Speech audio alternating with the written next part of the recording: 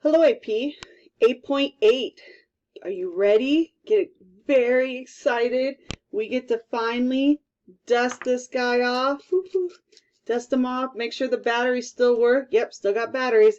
We get to actually plug and chug again. Oh, life is complete. Okay, but I have my camera on for a purpose because I want to talk about breaking and forming bonds. Okay, so here we go. 8.8, not a long type of lecture because we just need to practice. You now know how to draw. You now know single, doubles, and triple bonds. But how much energy is required to break or form bonds, or is the energy even endo or exo?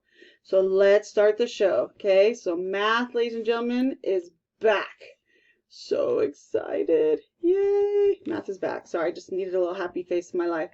All right, the stability of a molecule is related to the strengths of its covalent bonds. Remember covalent bonds? Sharing electrons. And we're talking about the nonmetals only. Still only talking about the nonmetals. So, the strength of a covalent bond between two atoms is determined by the energy required to break bonds.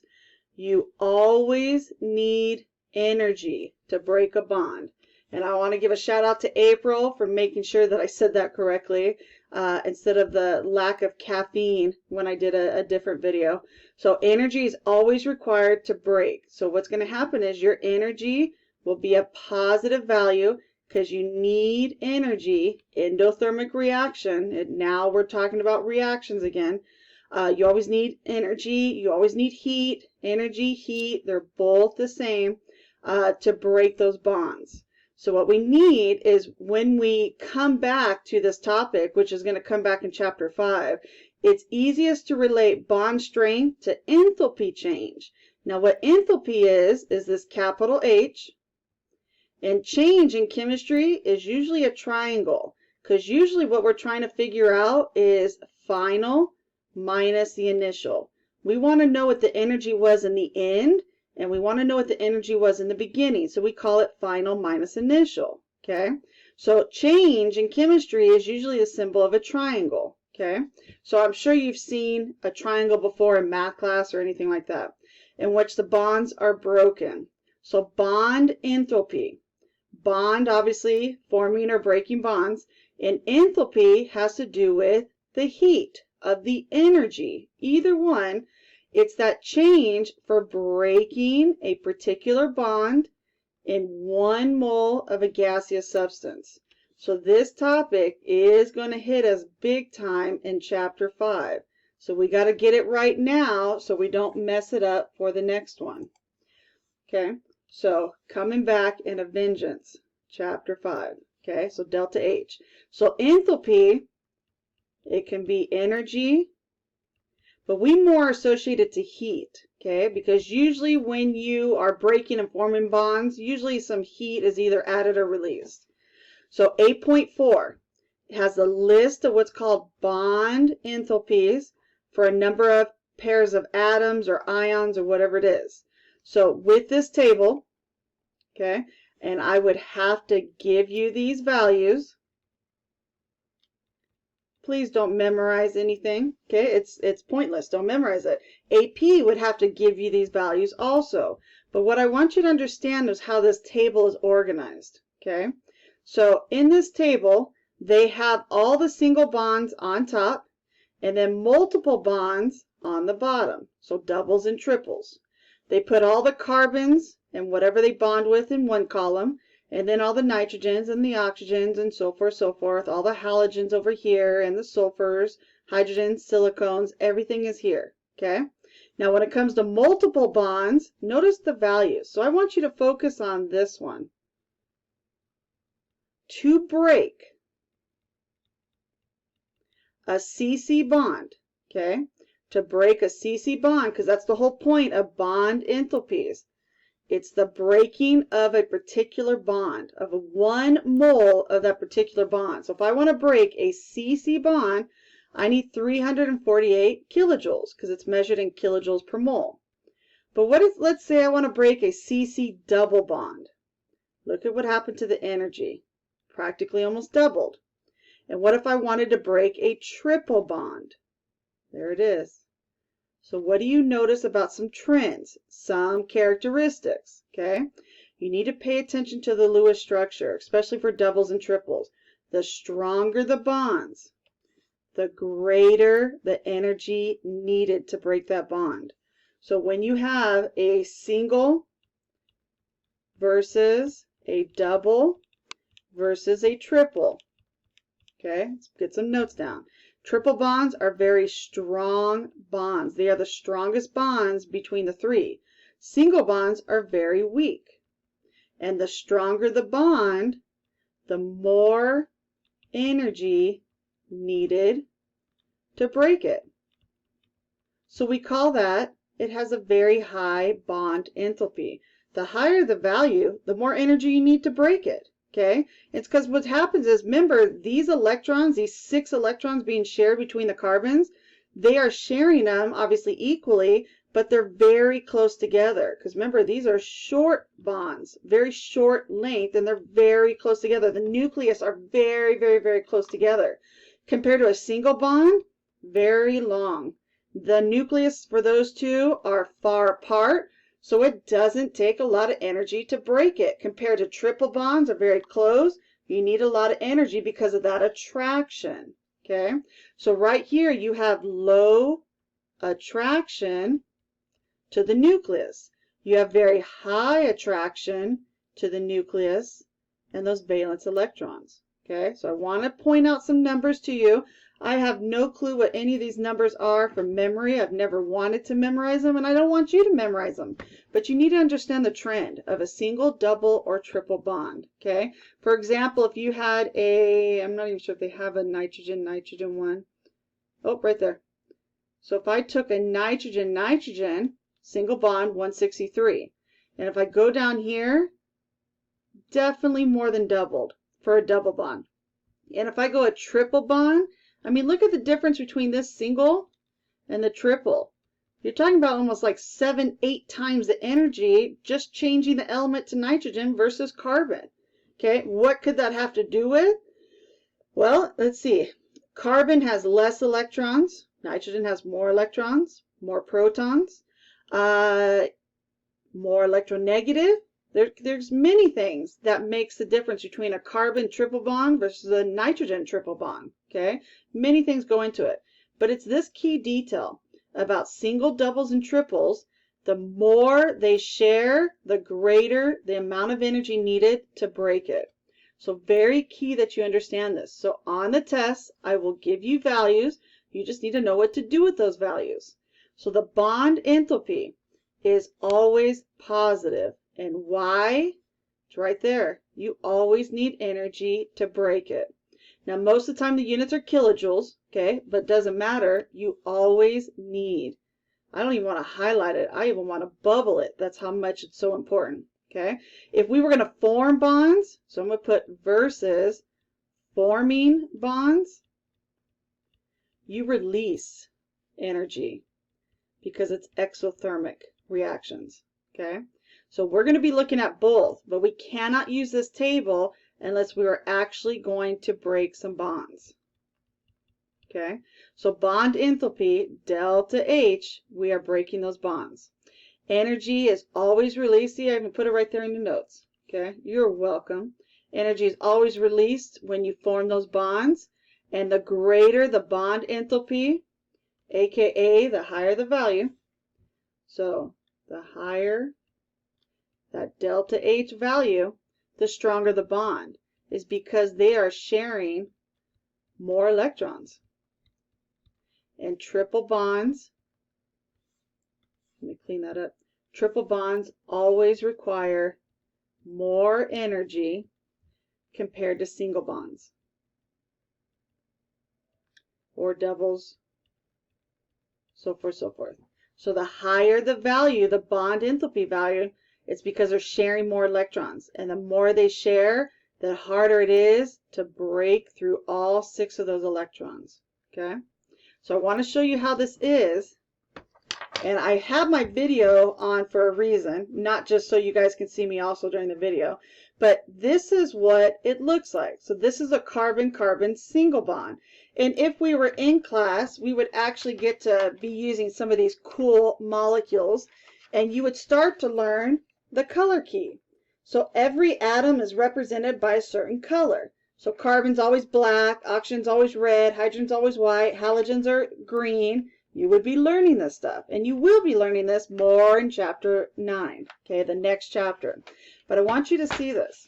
If I have this carbon-carbon single bond, what a double bond would look like, I take another bond, and I just bend it right on over. So now you actually see 2 electrons and another 2 electrons. And if I want to do a triple bond, well, then that's what it looks like. And we do a lab for this, drawing molecules, what it physically actually looks like. This is what it actually looks like, a triple bond. Because atoms, just like you, they're 3-dimensional. But when we draw them on paper, when you see this right here, this triple bond, well, we don't really show the true shape to it. It's a triple bond, but on paper it looks 2-dimensional. But it's 3-dimensional. So each one of these bonds is sharing 2 electrons, but the point is this. If I'm going to break a bond, I have to put force and break it. I need energy, force, energy, heat, anything. I need to break it. And if I want to break another one, then I have to put energy in and break it. But most of the time in a chemical reaction, we're adding heat. Okay, but right now, just using my hand, very easy. See, didn't even have to do anything. Voila, so easy. I'm just so strong. But if I'm going to break it, okay, it takes energy. Okay, so you have to remember, ladies and gentlemen, that's basic chemistry right there. If you're trying to break a bond, you always need energy. Okay, so I was just trying to show you my cool molecules before we get to chapter 9. Okay, so here we go. Bond enthalpies and enthalpies of reaction. These are 2 different things. Bond enthalpies, let's look at the little symbols. Triangle, delta H, okay, because what this is the change of energy, of heat, and more specifically when it has to do with H, we're looking at heat. But enthalpies of reactions, so take the word enthalpy, capital H, and reactions, which means we are looking at products versus reactants. Over here, we're just breaking bonds. All we're looking at is breaking bonds. Now, whether those bonds would be reactants or products or whoever they may be, I don't know. It just depends on what we're looking at. So trust me, we got examples coming. So we use average bond enthalpies, and that right there, that's the table that's on the page right before this, to estimate the enthalpies of reaction. So we call it delta H, and we put a little Rx in as like a little subscript. So right here, this reaction is looking at products and reactants. The reaction in which bonds are broken and new bonds are formed. So this procedure allows us to estimate quickly whether we are given a reaction that is endothermic, so our delta H would be positive, or if it's exothermic, our delta H would be negative. But we compare it to 0. Is it above 0 or is it below 0? Even if we do not know for all the species involved, remember endo and exo from chapter 5. And I know we do chapter 5 in a different time, but doesn't matter. You're going to learn chapter 5 eventually. But you've already heard endo and exo by now. Our strategy for estimating reaction enthalpies is straightforward, and we use it. It's a very important law in chemistry called Hess's Law. See, once again, chapter 5 coming our way. We use the fact that breaking bonds is always endothermic. I think I've said that 3 times now in this video. And forming bonds is exothermic. Okay, endo versus exo. So we have to imagine this reaction in 2 steps. So first step, we supply enough energy to break those bonds in the reactants. So whoever, let's say these are my reactants, and maybe I have another bond over here with, we'll call Y. And let's say this is my reactant side. Reactants, you are always breaking bonds because we are trying to form new bonds called products. So these bonds right here, I have to supply energy to break that bond, and I have to supply energy to break that bond. But I always need energy to break it that are not present in the product. So the name of the game is we're trying to figure out if the reactants or the products, which ones are different. The enthalpy of the system is increased by the sum of the bond enthalpies of the bonds that are broken. Okay? So I know this is sounding very confusing, but once I show you how to do it, you're going to understand what this means. And then, let's pick a different color, we form new bonds in the product. So maybe, let me pick a different reactant. Let's say A and B. So A and B, they have a bond, and now I form, and then I react it with Y, X, and Y, and then I form, let's say this. We'll go A, X, and B, and my other product may be Y bond Y. Okay? So what did I have to do? We got a lot of things that just happened here. I had to see this bond right here. I don't have an AB bond no more. I had to break this because now I have this new bond with AX. So right here, I had to form a new bond. And I didn't have an XB bond over here on the product side. I had an AB. So I also had to form this new bond too. So see right here where it says the enthalpy of the system is increased by the sum of bond enthalpies that have bonds that are broken. So what we're going to be doing is we're going to be adding up all of this energy, all of these bonds that we broke here and we broke here.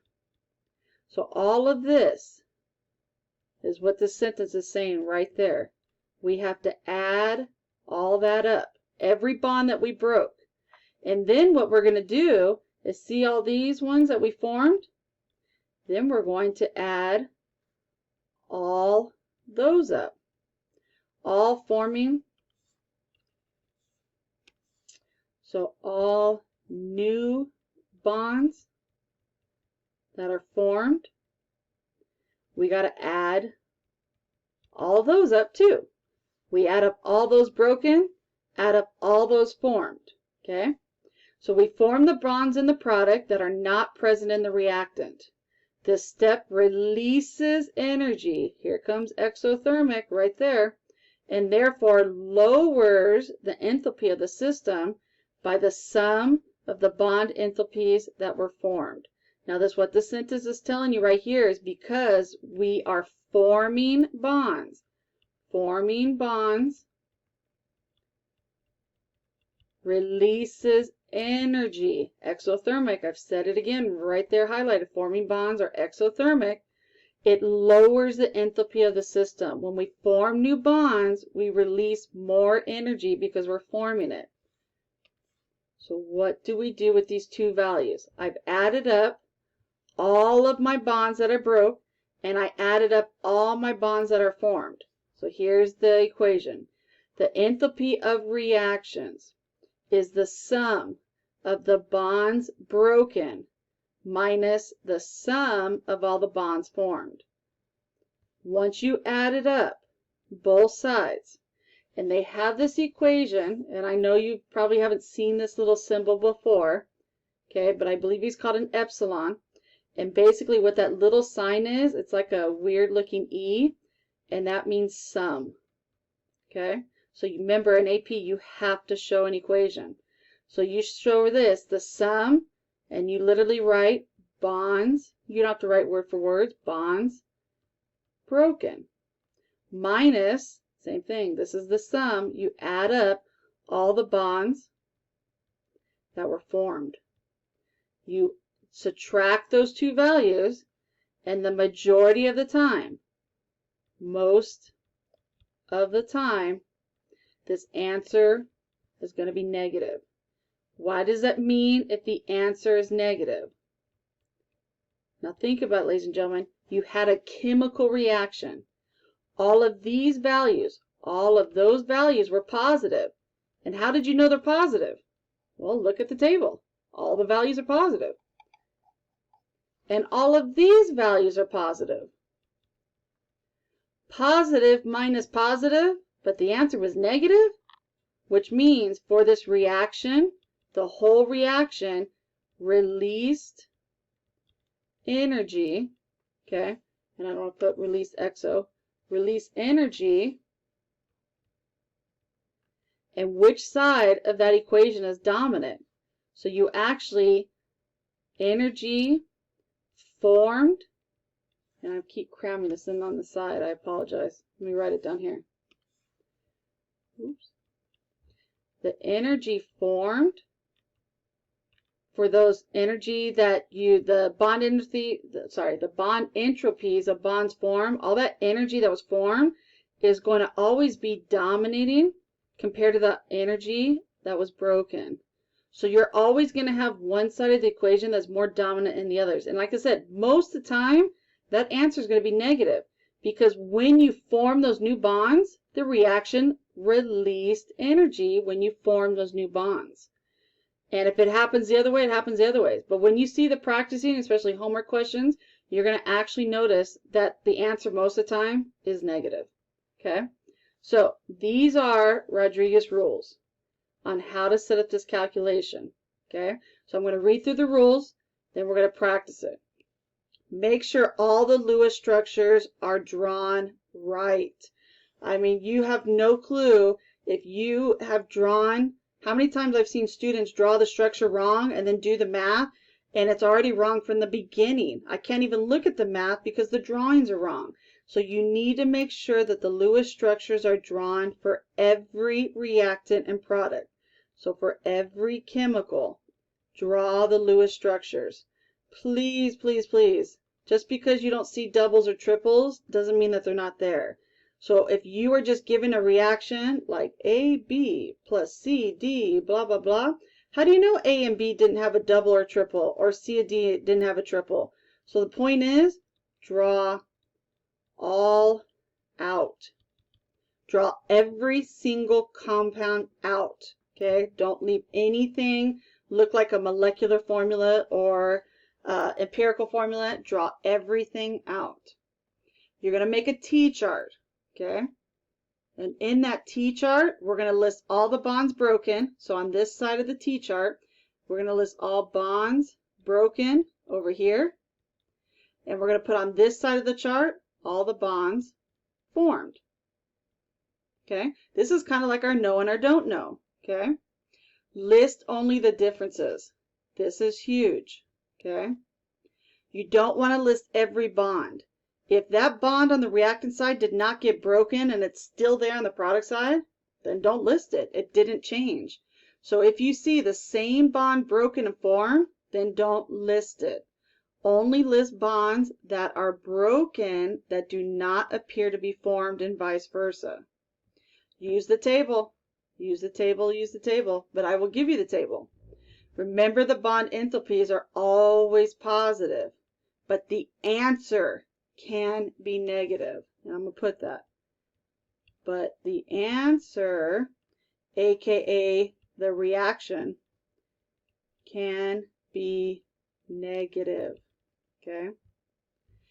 If you have more than one bond broken or formed, then you have to multiply that number of bonds. And I'll show you what I mean by that too.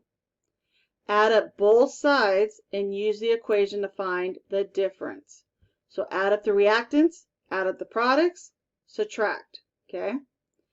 The bond enthalpy reaction can be positive or negative, but like I said, most of the time, the reaction will be negative, okay? So you need to see this live in effect on how to do this, but that is literally the rules on how to do it. It seems like, oh my gosh, this seems like a lot of work to do for a simple math problem that's probably like 2 points on the AP test. No, it's not 2 points, it's usually like 3. Okay, so I know. Thanks a lot, Rodriguez. So here we go. I even did an example step by step for you in your notes. Let's try an example of methane and chlorine to make methyl chloride, CH3Cl, and hydrogen chloride. Now, why is it called hydrogen chloride? It's because of the state of matter as a gas. Why not hydrochloric acid? Because hydrochloric acid is aqueous. It's not a gas. So that's why they call it hydrochloride. So see right here. Here's my Mr. Carbon right there. And remember I told you, you got to start learning some colors. Hydrogens are white. The greens are halogens. And the only halogen we're talking about is chlorine. So I have a chlorine and a chlorine right there. Now, when you draw these structures, ladies and gentlemen, you're not going to see lone pairs on stuff like this. So you have to imagine that they have lone pairs. But the lone pairs don't mean nothing when it comes to the math. I'm just letting you know there's lone pairs. So I got this carbon and this hydrogen, hydrogen. And that white one right there is hydrogen. So now that the Lewis structures are drawn for you, sometimes the math problems will have them drawn, sometimes they won't. And most of the time, they won't, because they want you to see if you can figure out the doubles and triple bonds. You're going to make a T-chart. Find the difference between both sides. Don't list every bond formed or broken. That calculation will be forever. So the name of the game is this. Find the difference. So focus on here right now. I have a CH bond. I have one there. I have one on top. I have one over here to the back and then one on the bottom. I got 4 of them. So I have 4 over here. 4 CH bonds. But now look at this side. I still kept 3 of them intact. So what's the difference? Well, this part right here, I usually like to circle stuff so I can keep track. Right here, I don't have the CH bond no more on top. I now have a Cl. So bonds broken. I had to break this bond to form that new bond. And once you get the hang of this, ladies and gentlemen, you don't have to get all detailed like I'm doing. You'll be able to see it. Okay, I'm just telling you how to do this first. So right here, bonds broken. Here's our T-chart. I'm going to put that I broke one of them, a CH, and that's the energy needed. And where did I get this? From the table.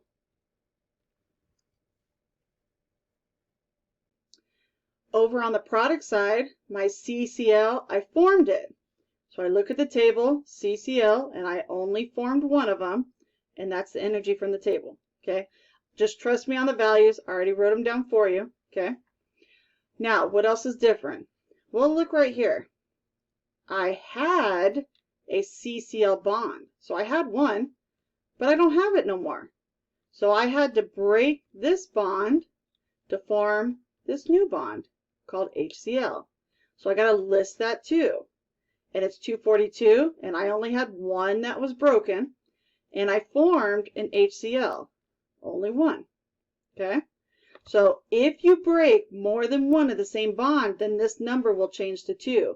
Like, for example, if I actually broke all 4 of those, and I don't even have all 4, then I would have put this number right here, 4. And then one of the rules says you have to multiply how many by that energy. Okay? But we didn't have 4, we only had 1. So trust me, we will see one of those. Okay? Remember, if you have more than one of the same bonds broken to form, you must multiply it with the bond energies, which is what I just said. Notice the moles listed. What happens is, let me show you the math. 1 mole multiplied, because you're going to multiply each one of these values out. 1 mole multiplied by 413 kJ per mole. What do you notice that happens to the mole, ladies and gentlemen? Mole multiplied by kilojoules over mole, the mole will cancel. And look at now the new answer, kilojoule. Do you have to show AP this? No, you make a table. They know what's going to happen to the mole, but you have to list the mole. So 1 mole, because I had one bond that was broken, multiplied by that. 1 mole times that, 1 mole times that, and that. So we're going to add those up. And now here comes our equation. You write your delta H reaction, the sum of the bonds broken, okay, minus the sum of the bonds formed. And do you notice when you make this T-chart the way you do, this is why I make the T-chart, that these are all the broken ones, and this is the formed. Isn't it the same thing as reactants? and products. Okay, so if you write your T-chart in this route, you take this number minus this number, as you see right there. But the moles are gone because you cancel it by multiplying however many you had. So 655 minus 759, and I think I'm missing a negative. Oops, right there. Negative right there, 104, which means in this reaction, the reaction released energy when you formed those new bonds. Beware, this is AP talking to you. If AP asks for the answer to be in kilojoules per mole, then don't cancel out the mole. Make sure you're understanding what I'm saying about this. If AP wants your answer to be in this, then you see right here where it says 1 mole, then don't write the word mole. Then just get rid of it, okay? It's whatever AP wants, you have to give them, okay? So sometimes they want kilojoules, sometimes I'll put kilojoules per mole. This reaction was exothermic, and how did you know? Because the answer was negative, okay? So the reaction is exothermic because the answer was negative. The bonds that were in the products are stronger than the bonds in the reactants. So if AP asks you to explain, how do you know? Okay, explain what that answer means, anything to that effect. You got it right there. So if the answer was negative, that means the bonds of the products were stronger than the bonds of the reactants. If it comes out to be positive, aka endothermic, then it's the reverse. That means that the bonds of the reactant were stronger than the bonds of the products. Okay? So whatever that answer comes out to be, one side of the reaction is dominating the reaction. Okay, and it happens like that all the time. I have never seen a reaction where the answer comes out to be 0. Never have ever seen it. You always release energy or you always need energy. But regardless, energy is always there. Okay, so let's see how this works out with an actual practice problem. So I just took this one from page 328 because sometimes I put past AP problems in my stuff. Okay, so let's see what we have here. I have this molecule, but notice this 2 in front. That means I have 2 molecules. I only drew 1. So when you see coefficients, you need to draw them twice. It really helps when you draw it twice. Eventually you will be able to see it. So even in drawings, you're going to see coefficients. Okay, so I have this molecule twice. But then I have O2. Now I'm not going to spend a lot of time on NAS because we've been practicing NAS like crazy. This is what O2 looks like. Diatomic with a double bond. And how many do you have? You got 7. So I am going to take the time real quick and draw those 7. So I can keep track to see what happens on the other side. And that looks like 7. Okay. I have CO2 but 4 times. And they drew it for me.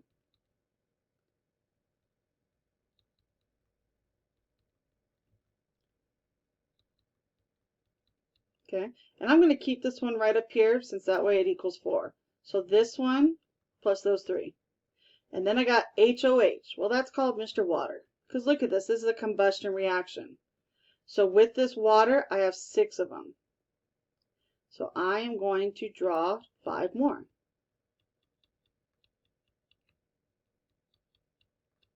Now the reason I know it takes some time, but you don't want to mess up your calculation. So I usually do this in like different colors to help myself. I like to see what has changed. Okay, so if you would like to circle with a different color on the test, that's totally fine with me. So notice before and after. I got a whole lot of CH bonds. So notice right here, I have a CH bond here, and then I have another one and another one. I have 6 of them just right there. But remember, I have 2 of these molecules. So I also have 6 CH bonds over here. I also have a CC bond and a CC bond. So I have 2 CC bonds. I'm just keeping track of what I got. I have these 7 OO bonds, but then right here, I have C double O bonds. But how many do I have? Well, I have 1, 2, 3, 4, 5, 6, 7, 8. I got 8 of these guys. And then I have OH bonds, because you know I'm not going to call it HO. And how many of these bonds do I have? Well, each one of these waters, they got 2 of them. Remember, I have 6 of these waters. So 6 times 2, I got 12 of these. Ladies and gentlemen, there is nothing the same. Everything over here, all of these got broken. And I have all new bonds that were formed. Everything broken, everything new was formed. So we're going to draw my T-chart. It is very rare that you would actually see something like this where everything was broken and everything new was formed. So with my T-chart, I'm just going to call it broken and formed. Okay? So broken and formed, I have every single one of those CHs. I'm going to list it. And how many did I have? Well, I have 12 of them. So 12 moles. And I'm going to look at the value for CH in just a second. And these 2 CC bonds, well, they were also broken. And then I got all of these 7 double bond oxygens. Okay? All of those are broken. So for my CH, let me see if I have the table somewhere. So here we go. I knew I had the bond enthalpies. So for CH's is 413. I'm just going to kind of put him to the side. Oops, go over there for right now. So for CH, 413 kJ per mole. And then my C, oops, I'm just going to have it right there in front. C, CC bond right there, 348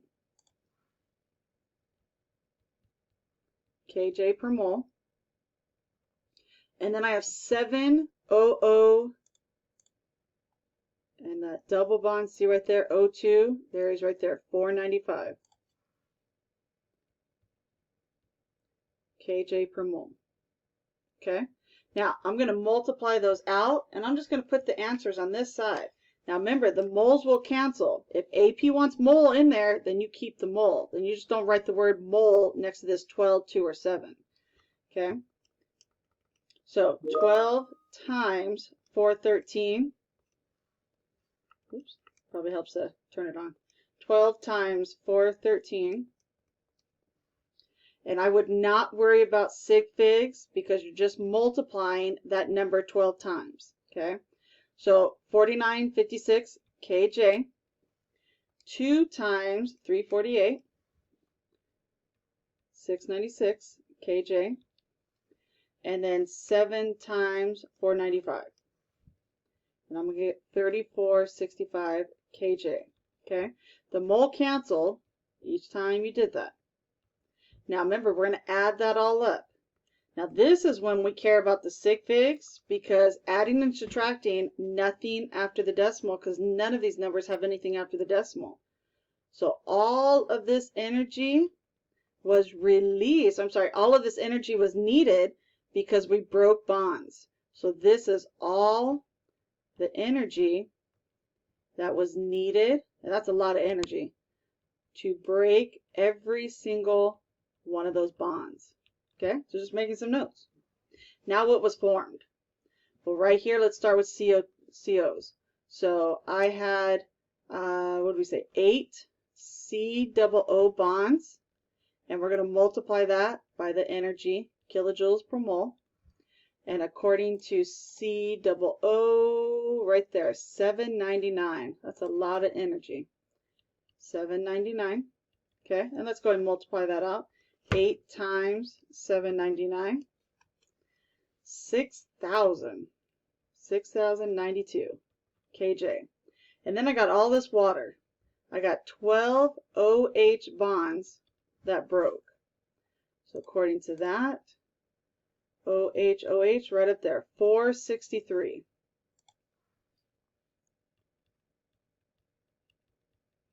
kJ per mole. So remember, oops, sorry, forgot the word mole over here. Mole, mole. So 12 times 463. You can already tell just by looking at these two answers over here, you're definitely going to have way more energy that was formed than actually over here that was broken. So now take these two numbers and add them up. 6,392, 11,948 kJ. So then you take your equation.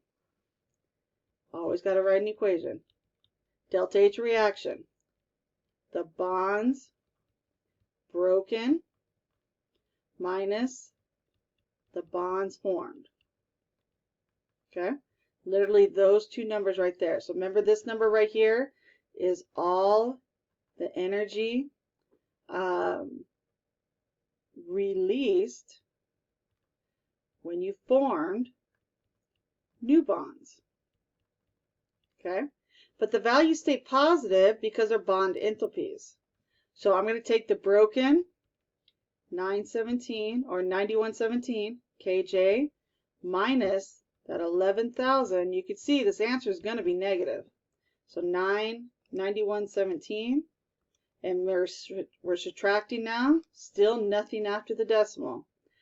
You released that much energy forming that new products of carbon dioxide and water. So for this reaction, that is the total energy that was released forming the products. So I bet you can figure out which side of the equation was dominant.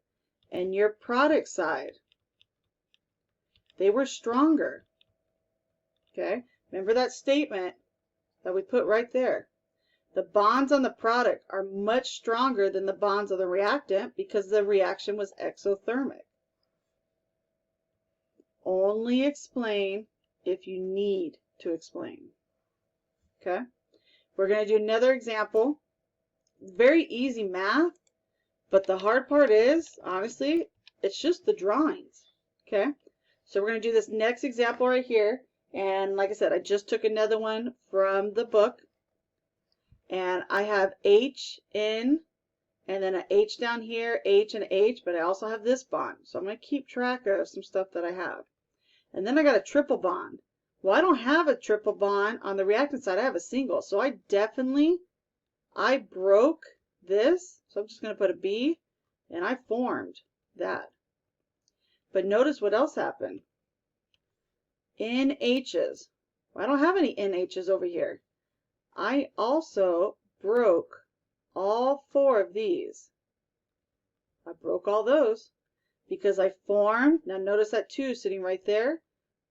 So I formed 2 of these, HH and a HH. So I formed those. Everything was broken and all new things were formed. So broken and formed. Okay, so let's count it up. 1 mole of an NN, and I formed 1 mole of a triple N. How many NHs did I break? Well, I broke 1 there, there, there, and there. I broke 4 of them, so we call it 4 moles. And then over here, I formed HH bonds, but I formed 2 of them. So be very careful of those coefficients. Okay, they can be tricky. And now I'm going to multiply each thing by whatever their energies are. So let's look at the table. For a single nitrogen, 163 kJ per mole. Remember the joules, ladies and gentlemen, kJ. Kilo is small. J is ginormous. Okay, So no, it doesn't have to be that crazy dramatic, but it does need to be a difference, okay? And I'm writing small here, so it is definitely challenging. And NH bonds, so I got to go to my list. Now you're going to find single bonds right there, NH 391 kJ per mole, okay? So let's multiply that out. Obviously, let's don't be plugging in 1 times 163.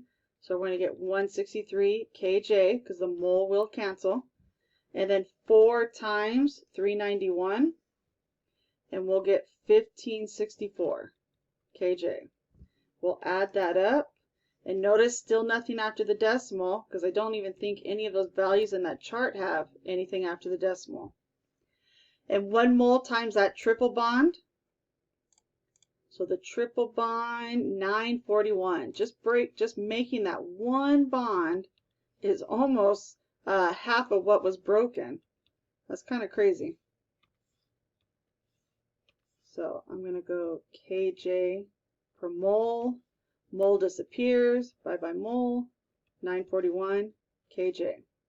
And then an HH bond usually isn't too much in energy. 463.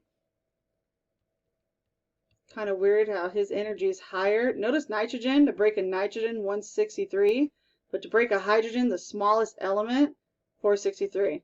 Okay, that's pretty cool. And we're going to take that 463 times 2. And 872 kJ. So automatically, I can already see this side is definitely dominating. 1830 or 1813 kJ. So we still need our equations. Delta H reaction, the sum of the bonds. And like I said, it's just kind of like a squiggly E. Okay, I know I do it really fast. Bonds broken minus bonds formed. So we're going to get that 1727 kJ minus that 1813 kJ. So we know the answer is going to be negative. And 1727, 1813. Not a lot of difference, but it's still, the reaction is still exothermic. Okay? So your bonds on the product side were definitely stronger than the bonds on the reactant side. And like I said, most of the time it will come out to be negative. So lastly, ladies and gentlemen, ending this up, bond enthalpy and bond length. The distance between the atoms involved is the bond length. And we've talked about multiple bonds are shorter than single bonds. So when you have, and I've already moved my stuff all over the place. Let me just go like this. There you go. So single bonds, what happens is the distance between the nuclei to the other nuclei, a larger distance, long bonds, versus a double. They get a little close together. And triple bonds, the highest that you can have, even more closer together. And you see that, ladies and gentlemen, when I do this. Check out the distance between these two right here. And if I form, there's my single bond. And then if I go double bond, just watch the distance between these two. And there's my double. And let me put a single up to it. See the difference? Single and a double right there up against each other. Let me hold it this way. See the difference? And now watch a triple bond. Compare it to a single. So let me hold it like this and hold it like that.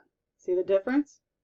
The nuclei, because the triple bond is sharing more electrons, the nucleus pulls those electrons in closer, and the nuclei, these two nucleus right there, they get closer to each other. Okay? So I wanted you guys to see the difference between them sharing electrons. So as the number of bonds between the atoms increase, the atoms are held closer and stronger together because that's what increases your attraction. That chapter 7 is just never going to go away. I know. Okay? So I brought this little chart in here because I've seen this chart before too on the AP test. The line segment and the graph both have negative slope. Why does this make sense, why it's negative? Well, let's see what we have. We have a single bond with that much energy. And let's look at what's on the y and x-axis. Bond enthalpy, so this is the energy to break, okay?